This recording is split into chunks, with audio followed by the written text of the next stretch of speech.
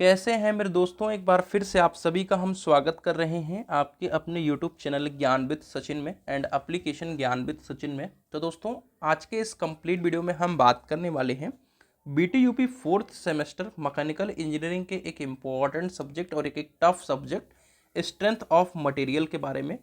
Strength of material काफ़ी tough subject है, लेकिन हम इसको क्रिस्प और सिंपल तरीके से समझाने की कोशिश करेंगे। यूनिट नंबर 1 है stress and strains. Unit number 1 की हम एकदम शुरू से शुरुआत कर रहे हैं। आप सभी को कंप्लीट लेक्चर जो है ज्ञान विद सचिन ऐप पर मिल जाएंगे। Video lecture, PYQ, important question के नोट्स और जो मेन हमारा है इंपॉर्टेंट क्वेश्चन। तो आप सभी जल्दी से जल्दी इनरोल करके अपनी तैयारी को शुरू कर सकते हैं। तो चलिए हम लेक्चर की तरफ मूव करते हैं। तो दोस्तों, स्ट्रेंथ ऑफ मटेरियल्स अर्थात सॉम का हम यूनिट नंबर 1 शुरू कर रहे हैं, जिसका नाम है stresses and strains. Stresses and strain से कौन कौन से क्वेश्चन पूछे जाएंगे, ये चीज हमने ऑलरेडी आप सभी को डिस्कस कर रखा है और ऑलरेडी आप सभी को पता होना चाहिए कि मैं बहुत ज़्यादा डिटेल में नहीं पढ़ाता हूँ। हम वही चीज पढ़ाते हैं जो आपके एग्जामिनेशन के अंदर पूछे जाते हैं, और हम हर एक वीडियो को शुरू करने से पहले ही आपको इतना जरूर बता देंगे कि आपके इस चैप्टर से क्या क्या आने वाला है। तो चलिए आगे इस वीडियो की शुरुआत करते हैं। हमारा यूनिट नंबर 1 है स्ट्रेसेज एंड स्ट्रेन। इसमें दो चीज सबसे ज्यादा इंपॉर्टेंट है, मैं सबसे पहले आपको बता देता हूं। आपको stress versus strain graph curve होता है, ठीक है, फॉर माइल्ड स्टील, ठीक है, फॉर माइल्ड स्टील। ये बहुत ज़्यादा इंपॉर्टेंट क्वेश्चन है और मैं इसको कह सकता हूं कि 100% पूछा जाएगा। दूसरा जो क्वेश्चन आप सभी का इस चैप्टर से आने वाला है वो है मैकेनिकल प्रॉपर्टीज। आपका सिलेबस अगर मैकेनिकल का है, अर्थात आप मैकेनिकल इंजीनियरिंग के स्टूडेंट हैं और आपके सिलेबस में मैकेनिकल प्रॉपर्टी अगर दिया हुआ है, तो वो एग्जामिनेशन में 100% बनने वाला क्वेश्चन होता है। क्यों? क्योंकि मैं ये बताता हूं कि अगर हमें मैकेनिकल प्रॉपर्टी के बारे में नहीं पता है तो हम कैसे आगे जिएंगे। सो एग्जामिनर आपके मैकेनिकल प्रॉपर्टी को इसलिए देता है कि आप ये चीज तो एटलीस्ट याद करके ही आओ। क्लियर बात है भाई? चलिए शुरू करते हैं। फोर्स के बारे में हम नहीं डिस्कस कर रहे हैं। ऑलरेडी आप सभी को फोर्स के बारे में पता है। अगर नहीं पता है तो नोट्स को ज़रूर लीजिए और नोट्स के माध्यम से आप सभी फोर्स को जान सकते हो। वैसे स्ट्रेस को भी आप लोग जानते हो, लेकिन स्ट्रेस और स्ट्रेन हो सकता है कि आपके सिलेबस के अंदर है तो पूछ ले, लेकिन मैं ये भी कह सकता हूं कि स्ट्रेस एंड स्ट्रेन डायरेक्टली नहीं पूछा जाने वाला है। पूछा 5 नंबर में question mechanical property, stress strain diagram और थर्मल स्ट्रेसेस, ये सारी चीजें पूछी जाएंगी। तो चलिए भैया शुरू करते हैं। पहले हम स्ट्रेस को डिस्कस कर लेते हैं। स्ट्रेस क्या होता है? स्ट्रेस आप सभी को पता है, चिंता जो कि आप खुद अपने दिमाग पर लेते हो, लेकिन मैं यही कहूंगा कि अगर आप थोड़ा थोड़ा चीज़ों को पढ़ते चलते हो तो स्ट्रेस लेने की आवश्यकता नहीं पड़ेगी। ये वीडियो मैं यूट्यूब पर भी डालने वाला हूँ। तो शाम का हमारे पास एक बड़ी कोचिंग अर्थात मेडीजी का नाम आप लोगों ने सुना होगा, उसका नोट्स है अपने पास इंग्लिश के अंदर। तो हम उसको एप्लीकेशन पर डालेंगे और उसमें आपको डाउनलोड करने का भी ऑप्शन आ जाएगा। तो ऐप पे जाकर के आप अपना नोट्स परचेज कर लीजिए और उसके अंदर हम उसको अपलोड कर देंगे सॉम के नोट्स को, जो कि मेडीजी का हैंड रिटन नोट्स है। वो आपके कंपटीशन पॉइंट ऑफ व्यू से आगे चल करके बहुत ज़्यादा इम्पॉर्टेंट रहने वाला है। तो उसको आप ज़रूर ले लीजिएगा और डाउनलोड कर लीजिएगा। वो आपके सिलेबस के अंदर ही डालूंगा। और आपको पता है कि इंजीनियरिंग मटेरियल्स को हटा दिया गया है, लेकिन इंजीनियरिंग मटेरियल्स का भी फ्री नोट्स हमने अपलोड कर दिया है। और आपको ये भी पता होना चाहिए कि जो मैन्युफैक्चरिंग इंजीनियरिंग है वो भी बहुत शॉर्ट में है। तो उसके लिए हमने वर्कशॉप टेक्नोलॉजी और प्रोडक्शन टेक्नोलॉजी दोनों को एडिशनल नोट्स अपलोड कर दिए हैं। तो आपको पता है कि मेरे कोर्स की प्राइस 249 है और मैं बनावटी चीज़ें नहीं देता हूँ। जो सिलेबस के अकॉर्डिंग है और जो आपको पढ़ करके आगे बेनिफिट होने वाला है वो चीज़ प्रोवाइड करता हूँ। बहुत ज़्यादा अपने कोर्स का दिखावापन अपने अंदर नहीं है। फिलहाल हम स्ट्रेस की तरफ चलते हैं कि स्ट्रेस है क्या। तो हर वीडियो की भांति हम पहले ठेठ भाषा में समझेंगे और फिर थ्योरेटिकल भाषा आपके नोट्स के में ऊपर लिखाई है उसको आप समझ जाओगे। पहले आइए हम समझते हैं कि स्ट्रेस के लिए क्या क्या इंपॉर्टेंट है। तो पहला बल इंपॉर्टेंट है, दूसरा क्षेत्रफल। बल आप सभी को पता है कि वह बाह्य कारक है जिसको हम किसी भी वस्तु के ऊपर अप्लाई करेंगे तो हमारे वस्तु की शेप चेंज हो सकती है या नहीं भी हो सकती है। क्षेत्रफल क्या है कि कोई सा भी ये बॉडी है, ठीक है, तो इसकी लंबाई और चौड़ाई, ठीक है, ये क्या है आपका क्षेत्रफल है। अब हम बात कर रहे हैं स्ट्रेस की। तो स्ट्रेस भैया वह चीज है जिस बॉडी के ऊपर हम बल लगा रहे हैं। मान लो इस बॉडी के ऊपर हम बल लगा रहे हैं, अब बल हम कहां पर लगाएंगे, इसके क्रॉस सेक्शन एरिया पर, ठीक है, कहां पर, क्रॉस सेक्शन एरिया पर। अब ये क्रॉस सेक्शन क्या है, हिंदी में लिखा रहता है अनुप्रस्थ काट, समझ रहे हो। तो अनुप्रस्थ काट भी आपको नहीं समझ आ रहा है, ठीक है। तो जैसे आप क्रॉस सेक्शन इस तरीके से समझ सकते हो, ये आपकी पाइप है, ऐसे आपकी गोल होती है पाइप, ठीक है। तो ये जो पाइप का जो इधर वाला का ये पूरा सेक्शन है, ठीक है, ये मान लो पूरा सेक्शन है, तो इसी सेक्शन को हम कहते हैं क्रॉस सेक्शन। तो ये अगर मान लो आपकी ये बॉडी है, तो ये वाला जो पोर्शन है ये आपका क्रॉस सेक्शन है। इस क्रॉस सेक्शन पे क्या किया आपने, बल को अप्लाई कर दिया। उसको बल को अप्लाई करने पे क्या होगा कि यहां से एक रेजिस्टिंग फोर्स लगने वाला है, ठीक है। क्या लगने वाला है, रेजिस्टिंग फोर्स। यानी अगर आप किसी के ऊपर बल लगाओगे, अगर वो मजबूत है तो क्या करेगा, अपने अंदर वाले बल को क्या करेगा, अप्लाई करेगा, ठीक है।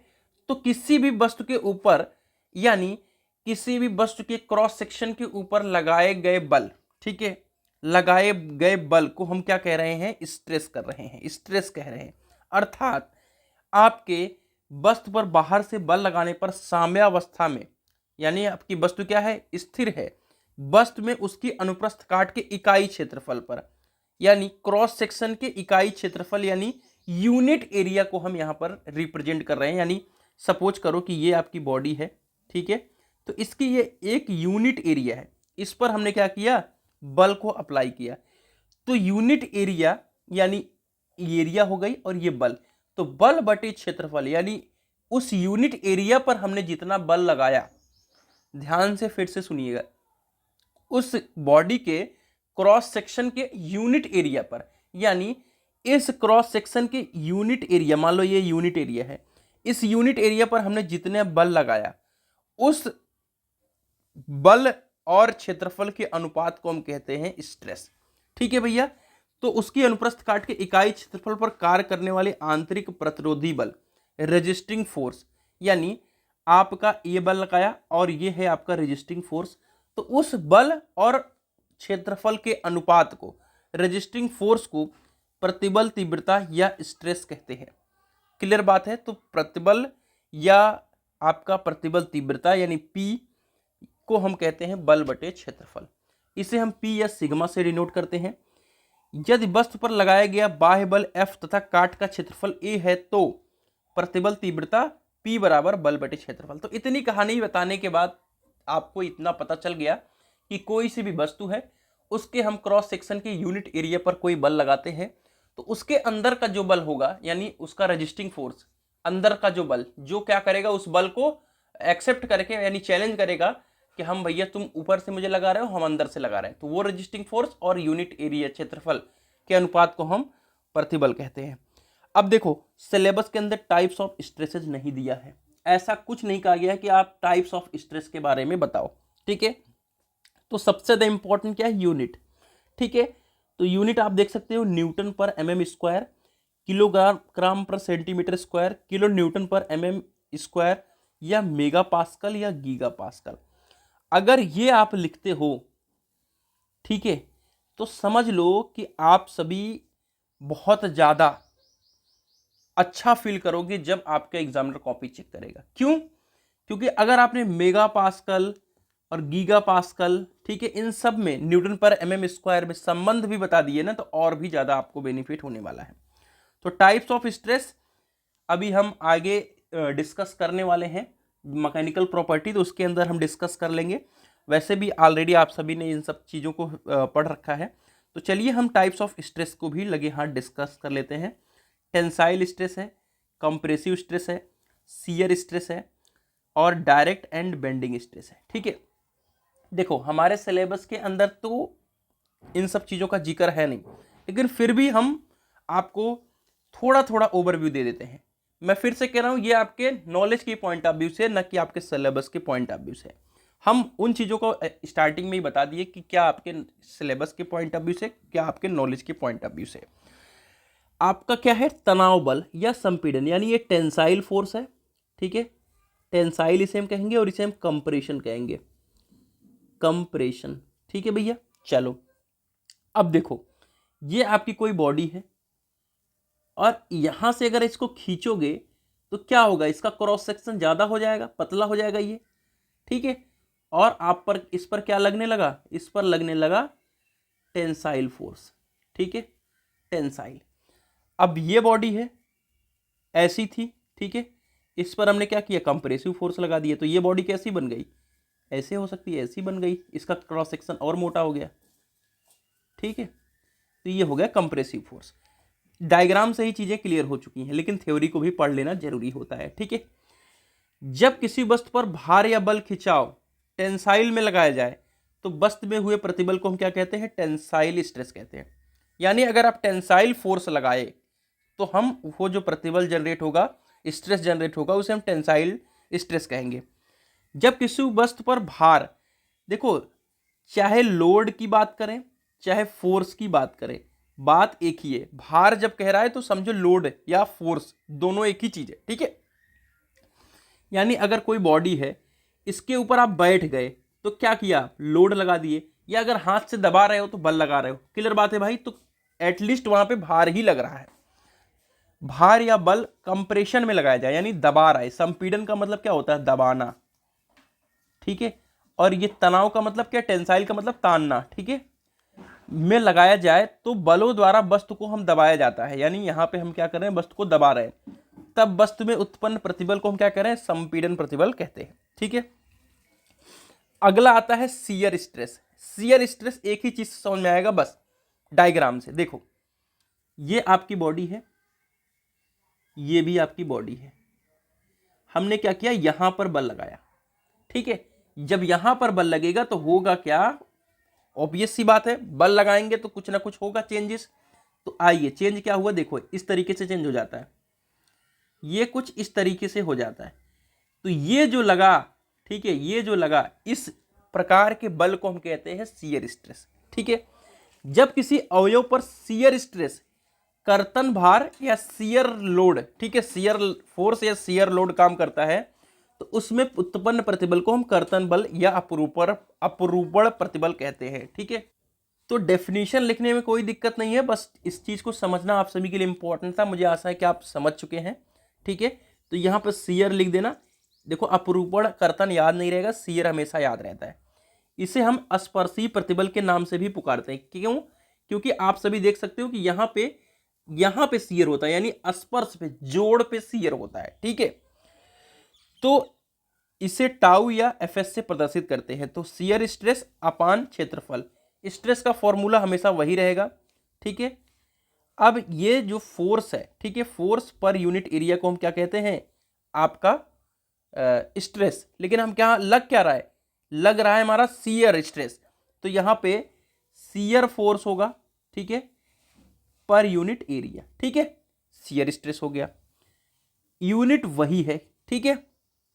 और यहाँ पे किलो न्यूटन पर एमएम स्क्वायर, केजीएफ से पर सेंटीमीटर स्क्वायर है, प्लस न्यूटन पर एमएम स्क्वायर में रखते हैं। अगला हमारा आता है सीधा या नमन प्रतिबल, यानी डायरेक्ट, या नमन का मतलब बेंडिंग, ठीक है, बेंडिंग स्ट्रेस, ठीक है। अब होगा क्या, इसको समझो, दोनों को हम डायग्राम बताएंगे, फिर आपको थ्योरी जरूरत नहीं पड़ेगी, ठीक है। देखो ये आपकी बॉडी है, अगर यहां पर आप, इस बॉडी का एक्सिस होता है, हर एक बॉडी का एक एक्सिस होता है, अगर आप इस पर डायरेक्टली बल लगा रहे हो तो इसे हम कहेंगे डायरेक्ट स्ट्रेस। क्या कहेंगे, डायरेक्ट स्ट्रेस, क्लियर बात है। चलिए डायरेक्ट स्ट्रेस समझ में आएगा डायग्राम से। ये कोई आपका बीम है, ठीक है, अभी बीम वगैरह आगे समझेंगे हम लोग, ठीक है। बीम, अरे भाई आपने घरों पर देखा होगा बीम पड़ता है, ठीक है। अगर यहां पर आपने बल लगाया, ठीक है, तो ये क्या होगी, बीम ऐसे डिफ्लेक्ट हो जाएगी, ऐसे कुछ डिफ्लेक्ट हो जाएगी, तो क्या हो गई, ये बेंड हो गई। तो ये जो स्ट्रेस है ये बेंडिंग स्ट्रेस है, क्लियर बात है। बस यही चीज यहां हिंदी में लिखा जा रहा है।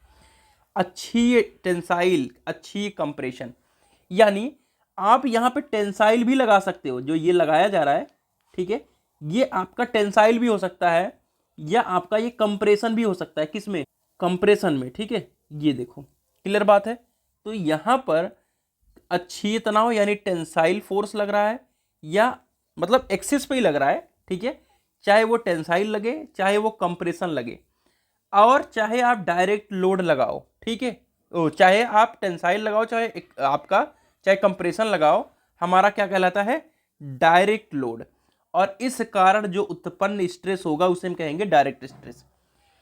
अब हमारा समझना है बेंडिंग स्ट्रेस। तो हमने बताया कि बेंडिंग स्ट्रेस इस तरीके से, जब हमारी बॉडी बेंड हो जाती है तो उसके कारण जो स्ट्रेस होगा, ठीक है, आपने ऐसा फोर्स लगाया कि वहां पे बेंड हो गई, तो बेंड के कारण जो स्ट्रेस जनरेट हुआ उसे बेंडिंग स्ट्रेस करें। ये भार या बल लगाने पर तल प्लेन के लंबवत कार्य करते हैं, इन्हें सिग्मा डी से डिनोट करते हैं। तो डायरेक्ट स्ट्रेस को हम सिग्मा डी से डिनोट कर रहे हैं, और जब ये बल लगाएंगे तो प्लेन जो है वो क्या है? प्लेन के 90 डिग्री पे ये लगते हैं, ठीक है, ये प्लेन के 90 डिग्री पर लगते हैं। अब अगला हमारा टॉपिक है स्ट्रेन, कि स्ट्रेन होता क्या है भैया। आइए स्ट्रेन को भी हम किससे समझते हैं? डायग्राम की मदद से। आइए, ये आपकी कोई बॉडी है, ठीक है भैया, इस पे हमने लगा दिया, मान लो ये कितनी mm की है? 1 mm की बॉडी, ठीक है, चलो 1 mm की बॉडी है ये। इस पे हमने कैसा लोड लगाया? आप सभी समझ रहे होंगे, कौन सा? कंप्रेसिव लोड, ठीक है। स्ट्रेस कह सकते हो, कंप्रेसिव लोड कह सकते हो, ठीक है। स्ट्रेस कहां पर आ जाता है? Load per unit area. जब लोड का पर यूनिट एरिया पे हमको लगता है तो उसे स्ट्रेस कहने लगते हैं, लेकिन जब लोड लगता है, ठीक है, तो आपका लोड होता है, भार होता है, ठीक है। समझ में आ गई बात? ठीक है भैया, चलो अब हम जब इसको इस तरीके से कंप्रेस करेंगे, किसी चीज को दबाएंगे, तो इसकी आकृति क्या हो जाएगी? इसकी आकृति हो गई 0.8 mm की, ठीक है भैया। कैसे हो गई? 0.8 mm की। किससे हुई? कंप्रेशन से। तो क्या हुआ? आकार में परिवर्तन हुआ, और पहले आकार कितना था? 1 mm। आकार में परिवर्तन कितना हुआ? 1 माइनस 0.8, अर्थात 0.2 का चेंज हुआ। प्रारंभिक आकार 1 mm था। इसी को हम स्ट्रेन कहते हैं। यानी आकार में परिवर्तन और प्रारंभिक आकार, ठीक है, इन दोनों के अनुपात को कहते हैं स्ट्रेन। यदि बाह्य बल, अब बल कैसा हुआ? चाहे आपका कंप्रेसिव लगा लो, आपका अगर टेंसाइल लगा रहे हो, मान लो आप इधर की तरफ बल लगा रहे हो, तो होगा क्या कि 1 mm की थी, ये हो गई 1.5 mm की। तो कितना का चेंज हुआ? 0.5 का चेंज हुआ, पहले से 1 था, ठीक है, क्लियर बात है। तो आप बाह्य बल के रूप में कंप्रेसिव या टेंसाइल ले सकते हो कि प्रभाव में वस्तु के रूप व आकार में परिवर्तन होता है। यानी विरूपण का मतलब क्या होता है? डिफॉर्मेशन। डिफॉर्मेशन का मतलब क्या होता है? डिफॉर्मेशन का मतलब कोई चीज डिफॉर्म होना, टूटना, खराब होना, ठीक है। तो क्या होता है? डिफॉर्मेशन होता है। किसमें? शेप एंड साइज में। क्यों होता है? बाह्य बल लगाओगे तब, ठीक है, बाह्य बल के प्रभाव से। तो इस परिवर्तन की माप को ही विकृति कहते हैं, अर्थात स्ट्रेन कहते हैं। भाई मैंने एग्जाम्पल के तौर पर जबरदस्त तरीके से समझा दिया है, मुझे आशा है कि कोई भी दिक्कत आप लोगों को नहीं होगी। अब इसकी एक सबसे इंपॉर्टेंट बात जो आप लोगों को समझना है, ये डायमेंशनलेस क्वांटिटी है। कैसी है? डायमेंशनलेस क्वांटिटी है, ठीक है भैया। ये डायमेंशनलेस क्वांटिटी का मतलब क्या है? ऊपर आपने 0.5 mm लिया और अपान में 1 mm लिया, तो mm से mm कट गया, तो डायमेंशनलेस क्वांटिटी ही तो हुआ, ठीक है। तो इसकी कोई भी इकाई नहीं होती है। फिर से मैं बता रहा हूं कि आपके सिलेबस के अंदर टाइप्स ऑफ स्ट्रेन नहीं गिवन है। टाइप्स ऑफ स्ट्रेन आपके सिलेबस में नहीं है, लेकिन फिर भी मैं पढ़ाने की कोशिश कर रहा हूं, ठीक है भैया। चीजें वही आएंगी, फिर से कोई बहुत बड़े चेंजेस नहीं आने वाले। पहला आ गया अनुदैर्ध्य विकृति, ठीक है, लॉन्गिट्यूडनल स्ट्रेन, जिससे क्या होगा कि हमारे लंबाई में विकृति आने वाली है, ठीक है। अब आइए, ये एग्जाम्पल ही जो फिगर बना हुआ है यही आपके लिए बहुत है। सपोज इसकी लंबाई थी 1 mm, ठीक है, और हमने क्या किया? इस पर हमने W लोड लगा दिया, तो इसमें कितनी बढ़ोतरी हो गई? मान लो इसमें आपकी 0.5 mm की बढ़ोतरी हो गई, ठीक है। तो 0.5 अपान में एक्चुअल लेंथ कितनी थी 1, क्या हो गया ये हो गया लॉन्गिट्यूडनल स्ट्रेन। अर्थात किसी क्षण, ये क्या है आपकी क्षण जिसे हम कहेंगे बार पर एक्सियल लोड, ठीक है, इसकी एक्सिस पर लोड हमने लगाया, ये आपका एक्सिस है, ये क्षण का एक्सिस हो, हर एक बॉडी का एक एक्सिस होता है, इसी एक्सिस पे हमने क्या किया लोड को लगाया है। तो उसकी लंबाई में डेल्टा एल परिवर्तन हुआ और प्रारंभिक लंबाई एल, इस दोनों के अनुपात को हम क्या कहेंगे अनुदैर्ध्य विकृति, यानी डेल्टा एल अपान एल। ठीक है, हमने न्यूमेरिकल वैल्यू के अकॉर्डिंग भी समझा दिया। माना छड़ की लंबाई एल है, इस पर तनाव बल या भार डब्ल्यू लगाने से एल प्लस डेल्टा एल हो जाती है। ठीक है, यानी ये चीज कितनी बड़ी डेल्टा एल, ये 0.5 क्या है डेल्टा एल। तो इस प्रकार लंबाई में तनाव विकृति, ठीक है, डेल्टा एल अपान एल है, जो कि मैंने ऊपर बताया। ये ई टी है, यानी ये टेंसाइल के लिए है। इसी तरीके से कंप्रेसिव के लिए भी आप नोट कर सकते हो, बात एक ही है। समझ गए आप लोग।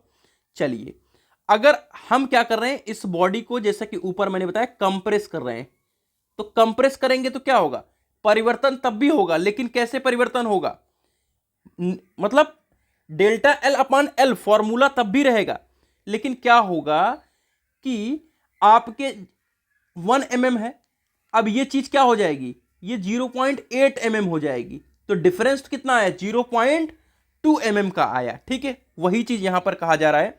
तो कंप्रेशन बल लगाने पर L माइनस डेल्टा एल हो जाता है, यानी 1 mm थी और डेल्टा एल था कितना 0.8, मतलब टोटल लेंथ हो गई, तो हमको डेल्टा एल मिला 0.2। ठीक है, तो डेल्टा एल बराबर L delta L minus delta L. ठीक है, मुझे आशा है कि न्यूमेरिकल वैल्यू से ज्यादा समझ में आ रहा होगा। ठीक है, इस डेल्टा एल की वैल्यू को कैसे फाइंड कर रहे हैं। चलिए, अब आता है कर्तन विकृति, shear stress, sorry shear strain, यहां पे लिख देता हूं शियर स्ट्रेन, ये है शियर स्ट्रेन। ठीक है भैया, अब देखो शियर स्ट्रेन है हमारा ये। अब शियर स्ट्रेस को हमने डिफाइन किया था आप लोगों को, कैसे डिफाइन किया था, ये कोई बॉडी है, इसको हम क्या कहते हैं स्पर्शीय रेखीय बल भी कहते हैं, और ये भी कोई बॉडी है, यहां पर डिफॉर्मेशन होगा। कैसे डिफॉर्मेशन होगा, ऐसे ये बॉडी खिसक कर यहां आ जाएगी, यहां पर क्या हुआ शियर हो गया। ठीक है, तो किसी वस्तु पर शियर फोर्स हमने लगाया, यहां पे शियर फोर्स लगाया, शियर फोर्स के लगाने की वजह से जो ये चेंजेस आ रहा है, ठीक है, जितना ये जो चेंजेस आएगा, ठीक है, यही चीज को हम निकालेंगे। तो हम शियर फोर्स कार्य करता है, तो इसमें हमारा शियर स्ट्रेस उत्पन्न होता है। ठीक है, अब शियर स्ट्रेस को हम यहां पे क्यू से डिनोट कर दिए, ये डिनोट करने के ऊपर है, तथा वस्तु के पदार्थ के मॉड्यूलस ऑफ रिजिडिटी, ठीक है, ये है आपका कर्तन मापांक। ठीक है, इसे हम कहते हैं मॉड्यूलस ऑफ रिजिडिटी, ये जी है, के अनुपात को हम शियर स्ट्रेन कहेंगे। अब देखो मॉड्यूलस ऑफ रिजिडिटी, ठीक है, इसको हम समझेंगे मॉड्यूलस ऑफ रिजिडिटी जी को। ठीक है, इसे हम कहते हैं शियर स्ट्रेस, नहीं मॉड्यूलस ऑफ रिजिडिटी, इसे हम कहेंगे stress upon strain. Stress upon strain को हम कहते हैं मॉड्यूलस ऑफ रिजिडिटी। लेकिन ये जो है आपका, ये हमेशा शियर के केस में आता है, इसलिए आप यहाँ पे शियर जोड़ देते हो। ठीक है तो शियर स्ट्रेस अपान स्ट्रेन, लेकिन हमेशा शियर के केस में आता है, तो आप शियर वर्ड यहाँ पे जोड़ देते हो। तो मॉड्यूलस ऑफ रिजिडिटी यानी जी को समझ गए आप लोग कैसे आ गया ये, और क्यू क्या है शियर स्ट्रेस है। ठीक है, तो मॉड्यूलस ऑफ रिजिडिटी और आपका शियर स्ट्रेस, यानी कर्तन विकृति स्ट्रेन जो होता है वो शियर स्ट्रेस अपान में मॉड्यूलस ऑफ रिजिडिटी, अर्थात कर्तन प्रतिबल और मॉड्यूलस ऑफ रिजिडिटी का क्या है अनुपात है। ठीक है भैया, अब आता है हमारा पार्श्व विकृति। क्या है पार्श्व विकृति, तो पहले इसको इंग्लिश में देख लो क्या होता है। ये होता है लेटरल स्ट्रेन। क्या होता है लेटरल, ठीक है, ये स्ट्रेन तो आप जान ही रहे हो लेटरल स्ट्रेन। अब जैसे कि आप लंबाई में वृद्धि देख रहे हो, इसी तरीके से जब डायामीटर में चेंजेस होता है, मान लो ये कोई डायामीटर है और इस पर आपने क्या किया, कोई रॉड है, इसके आपने इसको खींचा, तो ये जो डायामीटर में चेंज होगा, ये पहले क्या था डी था, और बाद में क्या हो गया इसमें चेंज हुआ कितना डेल्टा डी का चेंज हुआ। ठीक है, तो उन दोनों के अनुपात को हम कहते हैं लेटरल स्ट्रेन। तो किसी वस्तु पर लगे बल की दिशा लंब रूप माप में उत्पन्न हुई विकृति को हम क्या कहते हैं? लेटरल स्ट्रेन कहते हैं। यदि डी व्यास की छड़ में बल लगाने से व्यास में परिवर्तन होता है तो हमारा क्या हो जाएगा? Delta D upon D. अरे भाई, आपका 1 mm का व्यास था, 1 mm का इसका डायमीटर था, खींच दिया 0.8 mm का डाया हो गया, तो कितनी के चेंजेस हो गए? 0.2 का चेंज हो गया, और इसे हम कहेंगे आपका लेटरल स्ट्रेन। अब इसी तरीके से वॉल्यूम में चेंज होता है, ठीक है। आपने किसी भी बॉडी को क्या कर दिया? कंप्रेस कर दिया। इसमें आपका वॉल्यूम मान लो आपका 1, ठीक है, और फिर जो कंप्रेस हो गया तो वॉल्यूम में कमी आ गई, तो जितनी कमी आई डेल्टा वी, और फिर पहले वॉल्यूम वी, ठीक है। तो इसे हम कहेंगे आयतन में विकृति, ठीक है। तो बल के कारण आयतन में परिवर्तन डेल्टा वी और प्रारंभिक आयतन वी के अनुपात को हम कहते हैं आयतन विकृति, ठीक है भैया। चलिए, अब अगला हमारा टॉपिक आएगा मैकेनिकल प्रॉपर्टीज। देखो, इलास्टिक लिमिट वगैरह आप जब स्ट्रेन स्ट्रेस कर्व पढ़ेंगे अभी, ठीक है, स्ट्रेस वर्सेज स्ट्रेन कर्व अभी पढ़ाएंगे आपको, ठीक है। आगे यहीं पर कहीं होगा स्ट्रेस वर्सेज स्ट्रेन कर्व। देखो, हमने यहाँ पे बहुत कुछ एक्स्ट्रा आपको दे रखा है, जैसे कि आपको एंग मॉडुलस क्या है, ठीक है, आप मॉडुलस ऑफ रिजिडिटी जो भी मैंने बताया था, shear stress upon shear strain, ठीक है, और आपका यहाँ पे हुक का नियम हो गया, ठीक है, walk modulus, Poisson ratio, stress strain diagram 100% examination में पूछा जाता है। लेकिन उसके पहले हम मैकेनिकल प्रॉपर्टीज़ को डिस्कस करेंगे। वो कैसे डिस्कस करेंगे? इंजीनियरिंग मटेरियल के नोट्स से, क्योंकि ये इंजीनियरिंग मटेरियल की प्रॉपर्टी है। लेकिन हमारे सिलेबस को क्या डिजाइन किया हमारे शेरों ने, मुझे नहीं पता, बट जो भी है पढ़ाने का मेरा काम है। तो देख सकते हैं हम इंजीनियरिंग मटेरियल के नोट्स पर आ चुके हैं, ठीक है। इंजीनियरिंग मटेरियल का नोट्स हमने बहुत प्यार से आप लोगों को, इसमें भी stress strain, compressive stress, shear stress के बारे में, देखो शियर स्ट्रेस को जो मैं समझा रहा था कुछ इस तरीके से ये है, ठीक है।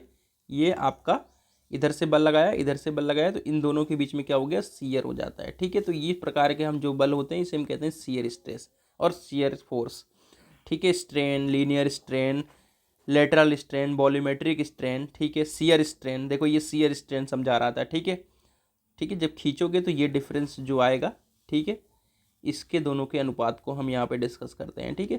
खैर, ये तो आपने अभी बहुत अच्छी तरीके से समझ लिया है। अब हमारी बात आती है किसकी? मैकेनिकल प्रॉपर्टीज़ की। तो हमारी मैकेनिकल प्रॉपर्टी शुरू कहाँ से होती है? आइए दिखाते हैं। सबसे पहले मैकेनिकल प्रॉपर्टीज़ में क्या क्या आता है, ठीक है। अगर आप देखेंगे तो यहाँ पे लिखा हुआ है मैकेनिकल प्रॉपर्टीज़। क्या लिखा हुआ है? मैकेनिकल प्रॉपर्टीज़, ठीक है। तो पदार्थ की उन विशेषताओं को यांत्रिक गुण कहते हैं जो बाह्य बल लगाने पर पदार्थ द्वारा प्रदर्शित होते हैं। यानी हम किसी भी बॉडी के ऊपर हमने बल लगाया और वो चीज़ शो कर रही है। अब आता है इलास्टिसिटी। इलास्टिसिटी का मतलब होता है प्रत्यास्थता। मैकेनिकल प्रॉपर्टी नंबर 1, ध्यान दीजिएगा, मैकेनिकल प्रॉपर्टी नंबर 1। अब ये इलास्टिसिटी होता क्या है समझो। इलास्टिसिटी इतना आसान है जिसका कोई मतलब नहीं है। ये इंग्लिश में लिखा हुआ है और यहाँ पर हिंदी में लिखा हुआ है, ठीक है। हम पहले ठेठ भाषा में समझा देते हैं, ठीक है, ठेठ भाषा में समझा देते हैं। उसके बाद हम इसको इसको आप पढ़ देंगे, आप समझ जाओगे, ठीक है। देखो, आपके हाथ की गद्दी है, जहाँ पे हाथ होता है, आप गद्दी होती है, ठीक है, हाथ की गद्दी, ठीक है, समझ रहे हो, जहाँ पर, अरे हाथ जहाँ पे अंगुली है उसके ऊपर, जहाँ बीच में अगर कुछ आप प्रसाद वगैरह लेते हो तो आप उसको दबाते हो जब, तो हल्का अंदर घुस जाता है वो, ठीक है, और जैसे ही आप छोड़ते हो तो क्या होता है? फिर से वापस आ जाता है उसी स्थान पर। तो इसी गुण को कहते हैं, आप क्या कहते हैं? इलास्टिसिटी, यानी प्रत्यास्थता। पदार्थ पर बल लगाने पर जब उसके आकार में परिवर्तन तो हो जाता है, ठीक है, लेकिन पदार्थ का बल हटाने पर पुनः प्रारंभिक अवस्था में आ जाता है, उसे हम कहते हैं इलास्टिसिटी। यानी हाथ की गद्दी पे आपने बल लगाया और जैसे ही आपने बल हटाया तो क्या हुआ? वापस से फिर से आपका जो पदार्थ है उसी अवस्था में आ गया। क्लियर बात है भाई? इलास्टिसिटी लिख दोगे, 100% पक्का प्रॉमिस। स्ट्रेस वगैरह को हमने बहुत प्यार से भी समझ रखा है, तो अब यहां पर टच नहीं करने वाले। इसको इस नोट से इसलिए डिस्कस नहीं किए, क्यों? क्योंकि वहां से हमको स्ट्रेस को समझाना था, और जो बच्चे इंटरेस्टेड होंगे नोट्स के अंदर लेने के लिए इंटरेस्टेड होंगे, जो पढ़ने के लिए इंटरेस्टेड होंगे, वो नोट्स को अच्छे से समझ करके ले पाएंगे। अगला है प्लास्टिसिटी। क्या है?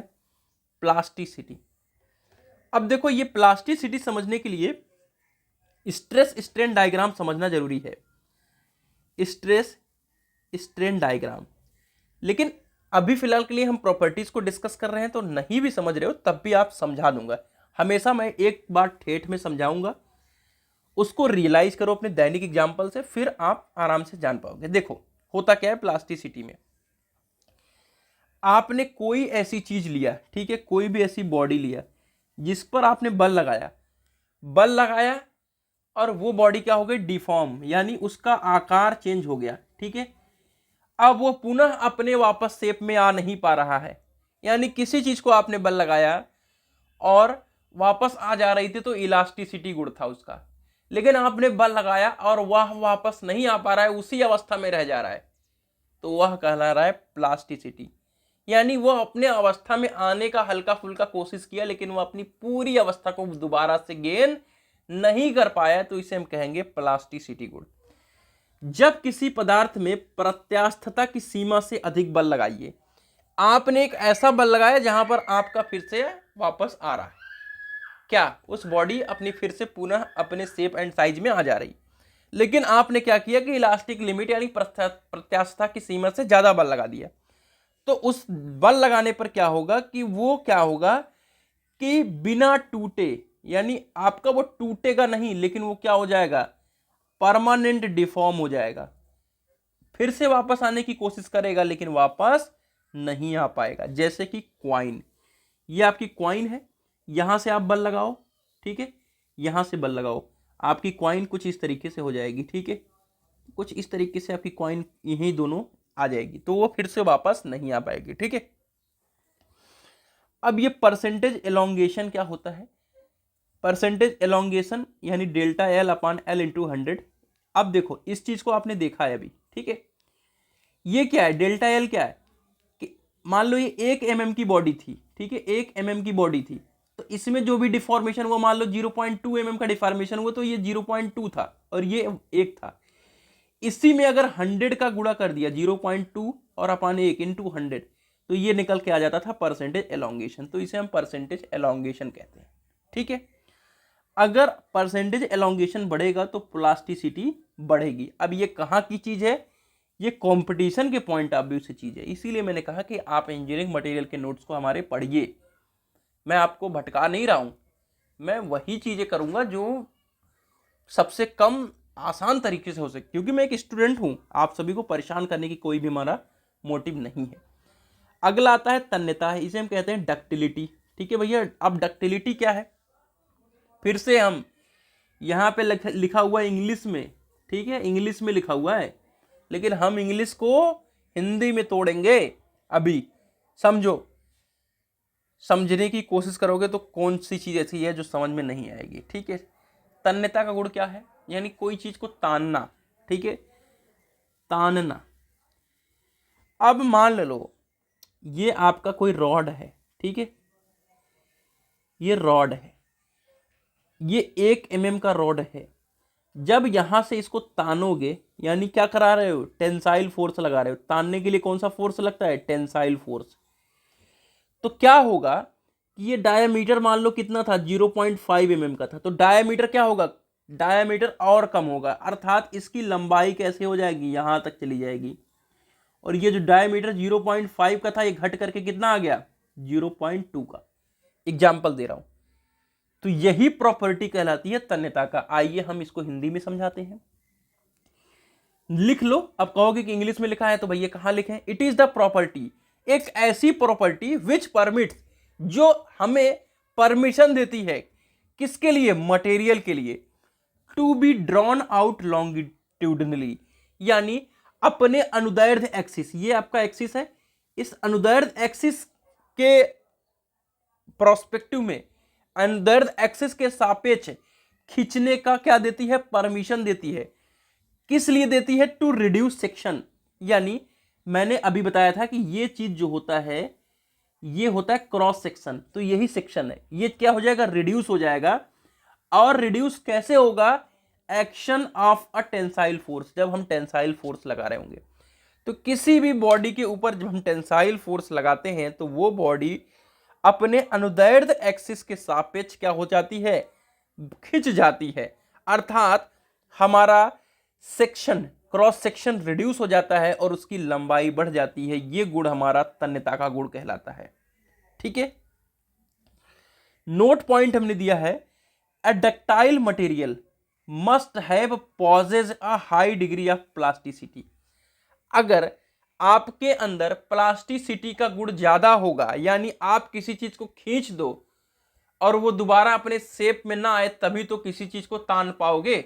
आपने ताना, मान लो आपने रबड़ लिया, मिठाई वाली रबड़ आपने लिया होगा, ध्यान से सुन लीजिएगा, जो डब्बा बंद करते हैं, आपने ताना और जैसे ही छोड़ा फिर वही शेप में आ गया, तो वो क्या मतलब निकला तन्यता का। यानी आप ऐसी प्लास्टिसिटी लगाओ कि वो तन जाए। ठीक है, और लो डिग्री ऑफ इलास्टिसिटी, यानी इलास्टिसिटी का गुण उसके अंदर कम। अगर आप रबड़ और स्टील इन दोनों में किस चीज को ज्यादा इलास्टिक मानते हो, यानी प्रत्यास्थता का गुण, यानी रबड़ पे अगर बल लगाओ तो वो वापस आ जाएगा कि नहीं, स्टील पे बल लगाओ वो वापस आ जाएगा कि नहीं, तो कौन ज्यादा इलास्टिक है, कमेंट करके बताइएगा। एग्जाम्पल में गोल्ड जरूर लिख दीजिएगा। मैलिएबिलिटी अगला प्रॉपर्टी है। ठीक है, अगला प्रॉपर्टी है मैलिएबिलिटी। ठीक है, मैलिएबिलिटी आपको इंग्लिश में ही लिखना पड़ेगा एज इट इज। ठीक है, अब मैलिएबिलिटी को पहले ठेठ भाषा में समझेंगे और फिर आप आराम से हिंदी में समझिए।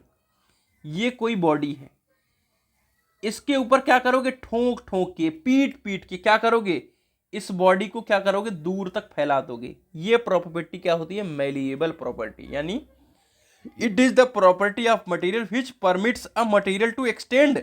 यानी ये चारों डायरेक्शन में क्या हो गई, एक्सटेंड हो गई। इसको आपने जब ठोका इसके ऊपर तो ये क्या हो गई, एक्सटेंड हो गई। In all direction without rupture, ये आपकी बॉडी टूटी नहीं, ये चारों डायरेक्शन में फैल गई और क्या हुआ, इस बॉडी ने अपना एरिया एक्सटेंड कर लिया। ठीक है, ये प्रोबेबिलिटी हमारी कहलाती है मैलिएबिलिटी प्रॉपर्टी। ठीक है, गोल्ड इसका बेस्ट एग्जांपल है। अगला प्रॉपर्टी है हमारा हार्डनेस। ठीक है, हार्डनेस क्या है, ठीक है, वह प्रॉपर्टी, ठीक है, प्रॉपर्टी जो वह मटेरियल यानी पदार्थ की प्रॉपर्टी जो खुरचने रगड़ने का विरोध करे। ठीक है, खुरचने रगड़ने का विरोध करे। ठीक है, आइए, it is the ability of material to resist indentation or surface abrasion. जैसे आपका कोई पत्थर है ये, ठीक है, ये क्या है, पत्थर, तो ये कितना हार्ड है ये कैसे पता चलेगा। अगर नॉर्मली आपने अपने नाखून से इसको रगड़ा और ये रगड़ा गया तो आप समझ जाओगे कि ये कम है। आप रगड़ रहे हो लेकिन वो रगड़ा नहीं रहा है। ठीक है, ठीक है, तो वही तो बताएगा कि कितना कठोर है। तो खींचने और खुरचने का आपने विरोध कर रहा है, आप रगड़ना चाह रहे हो लेकिन रगड़ नहीं पा रहे हो, तो वो जो प्रॉपर्टी है वो हार्डनेस होती है। 3 तरीके से टेस्ट कर रहे हैं हम, Brinell hardness test, Rockwell hardness test और विकर्स हार्डनेस टेस्ट। अगला आ गया ब्रिटलनेस प्रॉपर्टी। इसके लिए बेस्ट एग्जांपल है चाक। ये चाक है, ठीक है, इससे आप क्या करते हो, लिखते हो। ठीक है, इससे आपको पकड़ करके लिखते हो। अब यहां पर पकड़ो आप इसको और यहां पर पकड़ो। ठीक है, इसको नीचे कर देता हूं, यहां पर पकड़ो और अगर आप दोनों तरफ से बल लगाओ तो बीच में से ये टूट जाएगा और ये चाक इस तरीके से हो जाएगा दो। तो यही प्रॉपर्टी कहलाती है ब्रिटलनेस प्रॉपर्टी। अर्थात किसी पदार्थ का वह गुण जिससे वह बल लगाने पर बिना किसी विमीय परिवर्तन के, किसी भी डायमेंशनल चेंज के क्या हो जाए, टूट जाए, ब्रिटलनेस कहलाती है। यानी इसके डायमेंशन में कोई भी चेंजेस नहीं हुआ, दो अलग अलग खंड हो गए, इसे हम कहते हैं ब्रिटलनेस प्रॉपर्टी। कांच को मारोगे तो दोनों तरफ से अलग हो जाएगा, डायमेंशनल चेंज नहीं होगा, टूट जाएगा, इसे हम कहते हैं ब्रिटलनेस प्रॉपर्टी। अब अगला है स्ट्रेंथ। स्ट्रेंथ हमारा अगला प्रॉपर्टी है मैकेनिकल का। ठीक है, स्ट्रेंथ को समझोगे कैसे, देखो कोई सा भी मान लो मटेरियल है, उसके ऊपर क्या लगा रहे हो, लोड। कोई सा भी ये मटेरियल है, इस पे आपने क्या लगाया, लोड, W लोड लगाया। ये तब तक अपना शेप एंड साइज नहीं चेंज करेगा जब तक ये इसके अंदर स्ट्रेंथ रहेगी। यानी जब तक इसके अंदर सहने की क्षमता रहेगी तब तक ये क्या करेगा, आपके लोड को क्या सहता रहेगा। और जैसे इसकी स्ट्रेंथ खत्म हो जाएगी क्या हो जाएगा, फ्रैक्चर हो जाएगा, यानी टूट जाएगा।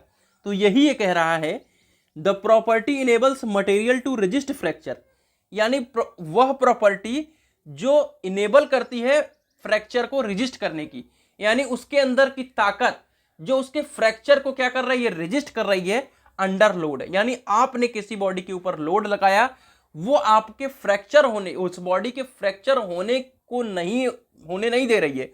कब तक, जब तक उसके ऊपर ज्यादा लोड नहीं लग रहा है उसकी स्ट्रेंथ से। तो उसकी वह स्ट्रेंथ जो क्या करे, उस बॉडी को फ्रैक्चर होने से बचाए और लोड को क्या कर दे, रेजिस्ट कर दे।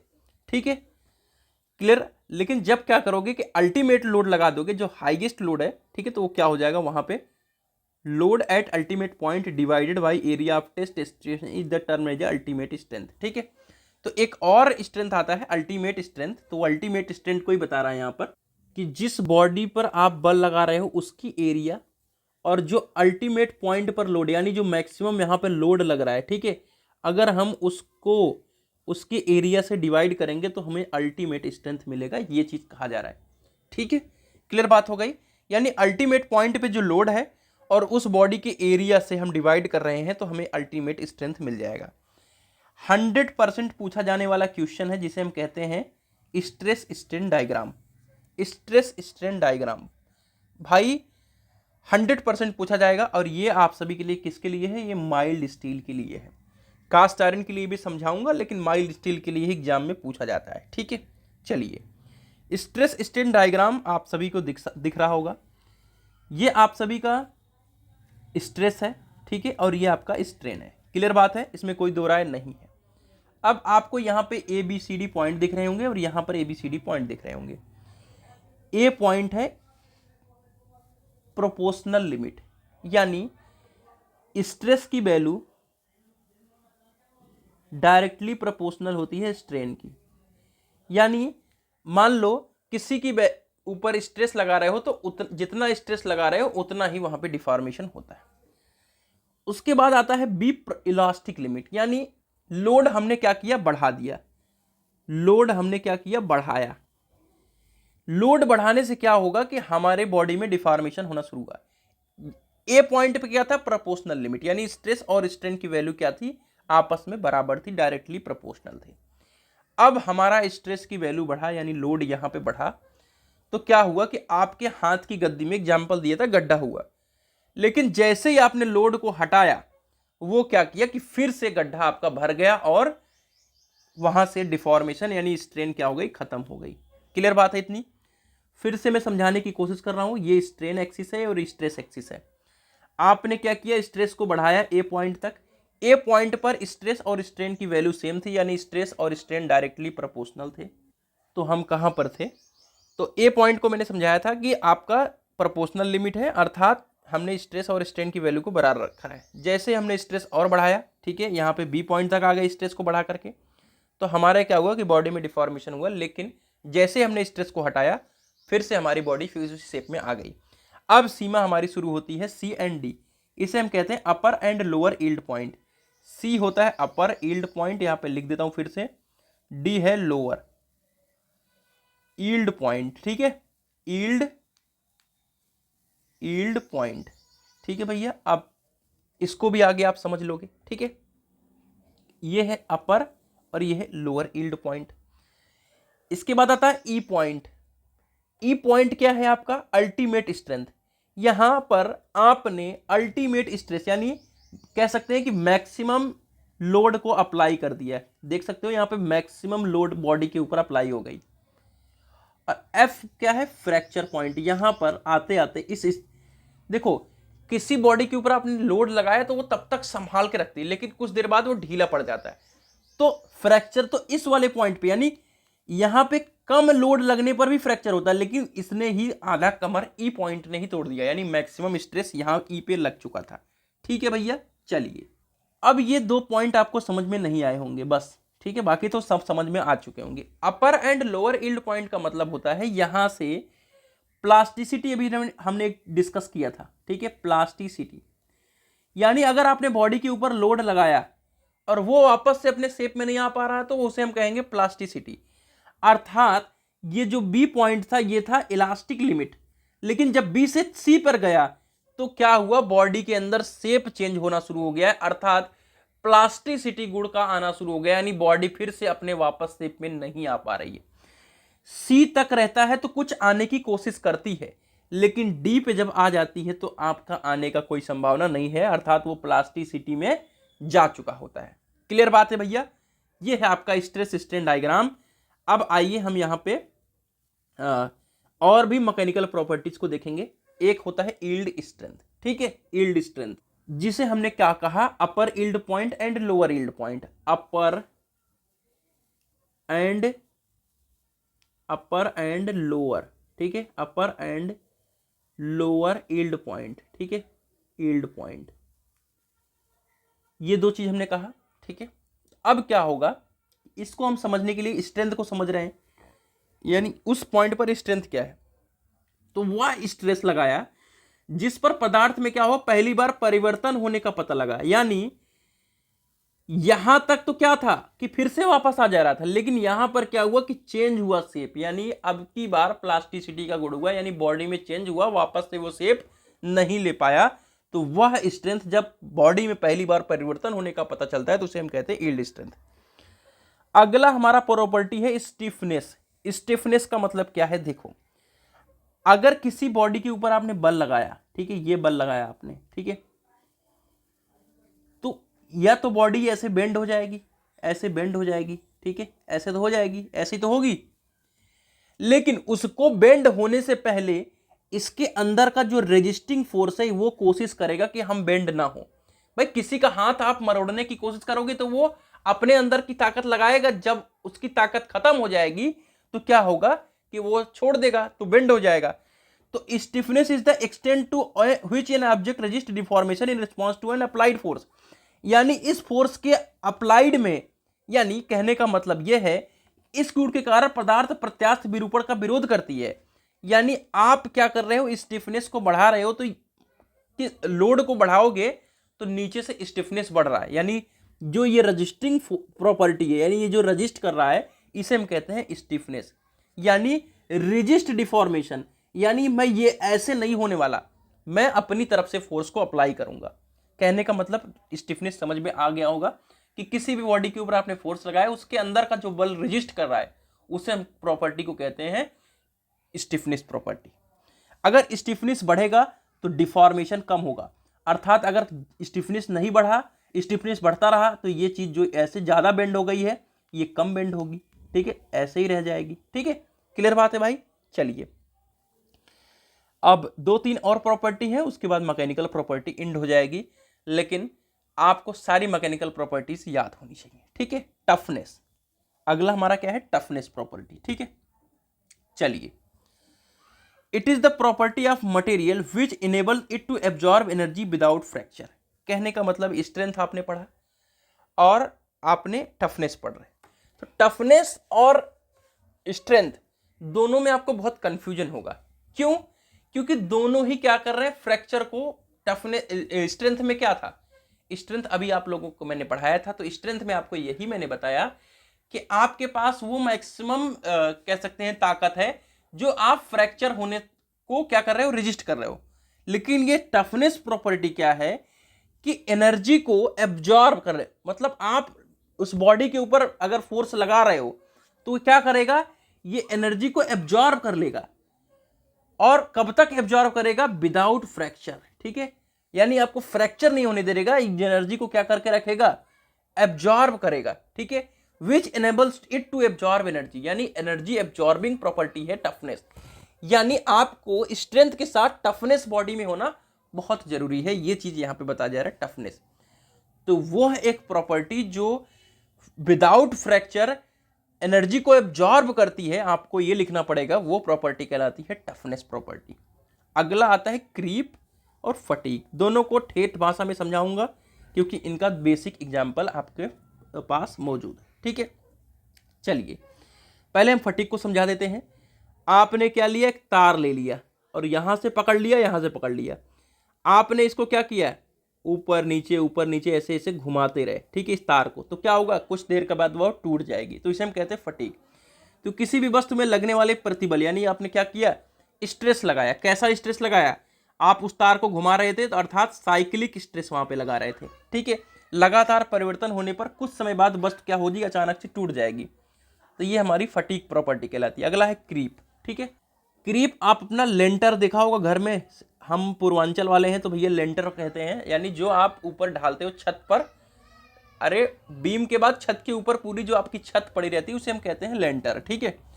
तो क्या होता है कि किसी भी बीम के ऊपर, देखो ये है आपका लेंटर, ये आपका क्या हो गया, पावा, और ये आपका पड़ता है लेंटर। तो ये क्या कर रहा है, इसके ऊपर ये लोड लगा रहा है। कैसा लोड है, कांस्टेंट, यानी नियत लोड है, यानी ये 50 साल तक लगातार लोड लग रहा है। तो उसकी वजह से क्या होगा, एक समय के बाद ये बीम क्या हो जाएगी, निरस्त हो जाएगी। उच्च ताप पर अधिक समय तक प्रतिबल या भार के द्वारा पदार्थ में अस्थायी विरूपण को हम क्रीप कहते हैं, ठीक है। तो ये हाई टेम्परेचर पे कांस्टेंट लोड लगता है किसी बॉडी के ऊपर, तो उससे क्या होगा कि परमानेंट डिफॉर्मेशन उत्पन्न होता है, और ये तुरंत नहीं होता, बहुत सालों बाद होता है। तो ये हो गई आपकी टोटल मैकेनिकल प्रॉपर्टीज, ठीक है भैया। स्ट्रेस स्ट्रेन डायग्राम में हम कास्ट आयरन के लिए भी डिस्कस करेंगे, ठीक है, लेकिन उसके पहले हम फैक्टर ऑफ सेफ्टी को हम डिस्कस कर लेते हैं चल के। जैसा कि हमने स्ट्रेस स्ट्रेन डायग्राम अभी आपको इंजीनियरिंग मटेरियल के नोट से पढ़ाया है, लेकिन आपको थ्योरी यहां से ही मिलेगी, ठीक है। तो यही चीज हमने सेम पढ़ाया, ऐसा कुछ नया नहीं है इसमें। आप आराम से इस थ्योरी को पढ़ करके एग्जाम के पॉइंट ऑफ व्यू से लिख सकते हो, लेकिन जो चीजें हमने बताई उतना ही आपको यहां पर मिल जाएगा, ठीक है भैया।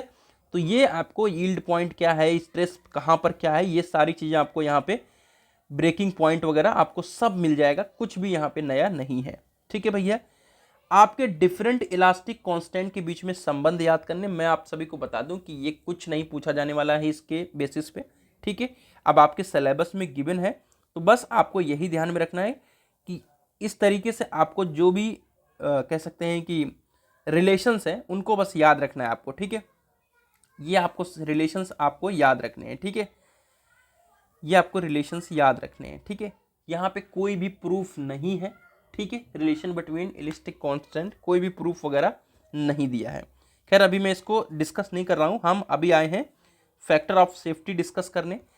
ई जी एंड के इन सब में अभी हम डिस्कस करेंगे, ठीक है। अल्टीमेट स्ट्रेस को भी हमने डिस्कस कर लिया, वर्किंग स्ट्रेस को भी डिस्कस कर लिया। अब हम आते हैं फैक्टर ऑफ सेफ्टी, ठीक है। अभी अल्टीमेट और क्या नाम है, वर्किंग स्ट्रेस, हम दोनों को डिस्कस कर लेंगे, लेकिन हम फैक्टर ऑफ सेफ्टी को डिस्कस कर लेते हैं। फैक्टर ऑफ सेफ्टी क्या होता है, अल्टीमेट स्ट्रेस अपान में वर्किंग स्ट्रेस, इसी हम कहते हैं फैक्टर ऑफ सेफ्टी। कहने का मतलब ये है कि अगर आपकी ये कोई बाइक है, ठीक है, कोई आपकी ये बाइक है, ठीक है भैया, कोई आपकी ये बाइक है मान लो, तो इस पे आपका अगर 3 लोग बैठने हैं, ठीक है, 3 लोग बैठने हैं, तो ये 6 लोगों के लिए डिजाइन की जाएगी। यानी अल्टीमेटली ये 6 लोगों को ले सकती है, लेकिन आप इस पे 3 लोगों को बैठाना, ठीक है, ये चीज यहां पे कहा जा रहा है। फिर से समझना, अल्टीमेटली आप 6 लोगों को बैठा सकते हो, लेकिन इसमें 3 लोगों को बैठाना, और ये इसकी कोई भी इकाई नहीं होती है। लेकिन इसके पहले हमें वर्किंग स्ट्रेस समझ लेना है।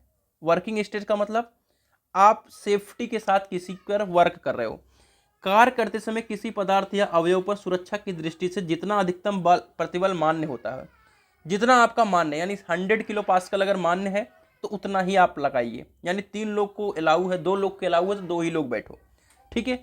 तो उसे हम कार्यकारी प्रतिबल कहते हैं। इस समय पदार्थ या अवयव पर लगे भार को हम सुरक्षात्मक लोड कहते हैं। यानी जो भी आप लोड लगाते हो किसके अंदर, वर्किंग स्ट्रेस के अंदर, उसे हम सेफ लोड कहते हैं। अल्टीमेट स्ट्रेस यानी आपके फेल्योर के पहले, यानी आपका गाड़ी 6 लोगों को बैठ सकता है, लेकिन 600 किलो न्यूटन का इस पे क्या कर सकते हो, आप लोड लगा सकते हो। तो 600 किलो न्यूटन लगाओगे आप, तो उस पे पदार्थ टूटने वाला होता है, लेकिन उस टूटने के पहले का जो स्ट्रेस होता है, ठीक है, वो जो टूटने वाला टूटने से पहले जितना लोड लगाए उसे हम कहते हैं अंतिम लोड, और इससे उत्पन्न होने वाला जो स्ट्रेस होगा उसे हम कहते हैं अल्टीमेट स्ट्रेस।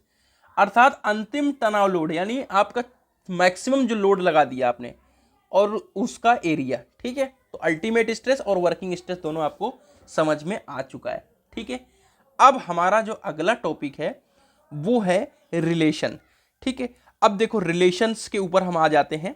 मैं फिर से आप सभी को बता देता हूं कि रिलेशंस के बारे में कुछ भी यहां पर आप सभी से, जैसे कि कहने का मतलब ये है कि छोटा मोटा न्यूमेरिकल इस पर बना सकता है, लेकिन ऐसे डायरेक्टली यहाँ पे रिलेशंस के बारे में कोई भी डिफिनेशंस वगैरह नहीं दिया है, ठीक है। तो ये आपका एक क्यूब है, ये आपका एक्स डायरेक्शन होता है, ये आपका वाई डायरेक्शन है और ये आपका क्या है, जेड डायरेक्शन है। इसके बेसिस पे हमने यहाँ पर क्या क्या बताया जा रहा है, आपको डिफरेंट फॉर्मूला बताया जा रहा है, ठीक है, डिफरेंट फॉर्मूला। अब देखो जैसा कि मैंने बताया कि इसके अंदर सिर्फ क्या है, फॉर्मूला है।